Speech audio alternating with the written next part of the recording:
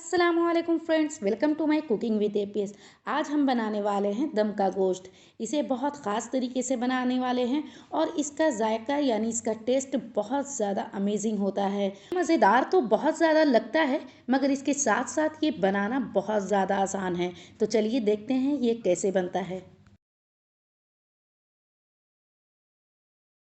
तो सबसे पहले लेना है मटन और मटन को बहुत अच्छे से वॉश कर लेना है। तो यहाँ पर हमने वॉश कर लिया है और जिस बर्तन में हमें बनाना है उसी बर्तन में हमने पानी निकाल कर डाल दिया है। तो यहाँ पर जो हमने मटन लिया है 3 पाव है। अब इसमें हम मसाले ऐड करेंगे।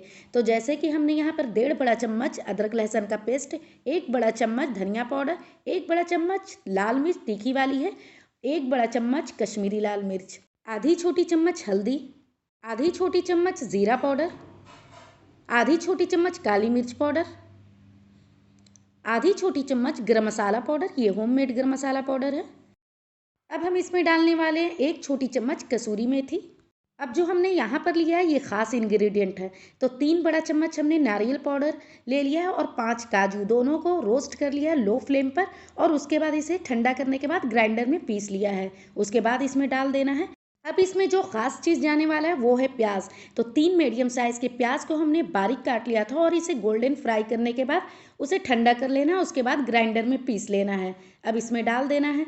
1 कप नॉर्मल दही लिया है, यानी बहुत ज़्यादा गाढ़ा नहीं है। अब इसमें ऐड कर देंगे। अब इसमें ऐड करेंगे तेल। तो ये वही तेल है जिस तेल में हमने प्याज को फ्राई किया था। ये ख्याल रखना है कि आपको जो प्याज फ्राई करना है वो सरसों के तेल में करना है। सरसों के तेल में दम का गोश्त तैयार किया जाता है तो वो ज़्यादा अच्छा होता है। अब इसमें खड़े मसाले ऐड करेंगे। तो 2 लौंग, 2 हरी इलायची, 6 काली मिर्च, 1 दालचीनी और 1 काली इलायची, इसे इसमें डाल देना है और नमक पसंद के मुताबिक। सभी को हमने डाल दिया है, सारे मसाले इसमें जा चुके हैं। अब चलिए गैस पर इसे रखते हैं।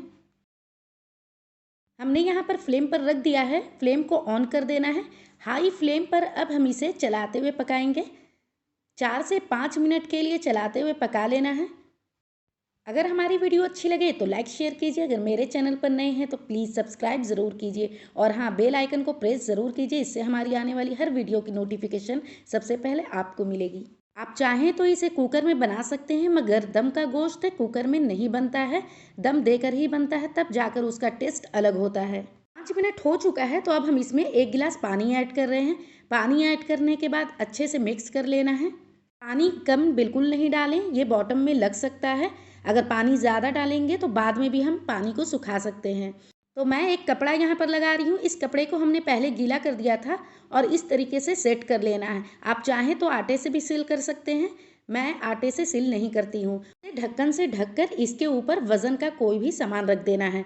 अब इस पॉइंट पर फ्लेम को बिल्कुल लो कर देना है और उसके बाद इसे दम लगने देना है। अगर आपको थोड़ा डर लगे कि ये चिपक सकता है तो आप खोलकर बीच में चला सकते हैं, वो भी 30 मिनट के बाद आपको खोलना है। 45 मिनट के बाद मैं इसे खोल रही हूँ, लेकिन हाँ, हमने फ्लेम को ऑफ नहीं किया है और इसके ऊपर का जो कपड़ा है उसे भी अभी हटाना नहीं है। इस पॉइंट पर पहले चेक करेंगे कि हमारा मीट गला है परफेक्ट तरीके से या नहीं गला है। ये तो बहुत ज़बरदस्त तैयार हो चुका है, मगर अब चेक कर लेते हैं बोटियों को। तो देखिए बहुत ज़्यादा ये टेंडर हो चुका है, बहुत सॉफ्ट हो गया है, ये गल चुका है, ये परफेक्ट तरीके से गल चुका है। अब हम इसे पकाएंगे नहीं। तो अब इसके ऊपर का जो कपड़ा है उसे हटा लेना है। अगर आपको ग्रेवी ज़्यादा चाहिए तो पानी ऐड कर लें, अगर कम पसंद है तो इतना ही रहने दें। हाँ, एक बात और, हमने जो मटन लिया था उसमें फ़ैट थोड़ा ज़्यादा था, इसलिए आधा कप तेल का हमने इस्तेमाल किया है। अगर आपके मटन में फ़ैट बहुत ज़्यादा है तो और भी कम तेल डालें।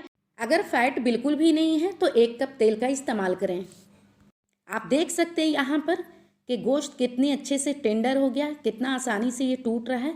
ये बहुत ज़्यादा टेस्टी और ज़बरदस्त बनकर तैयार होता है। आप लोग एक बार ज़रूर ट्राई कीजिए और हमें फीडबैक ज़रूर दीजिए। दम का गोश्त बनकर रेडी हो चुका है। Thanks for watching. फिर मिलेंगे एक नई वीडियो के साथ। अभी के लिए लेती हूँ इजाज़त। अल्लाह हाफिज़।